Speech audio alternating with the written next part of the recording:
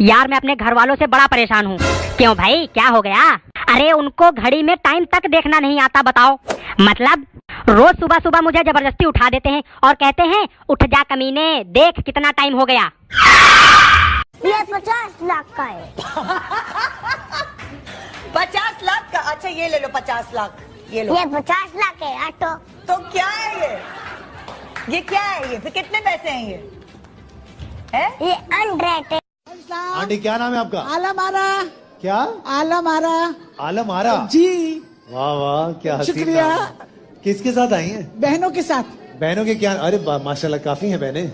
माशाल्लाह 2 बहनें, एक मामूजात बहन। अच्छा सांसों में बड़ी बेकरारी, आंखों में कई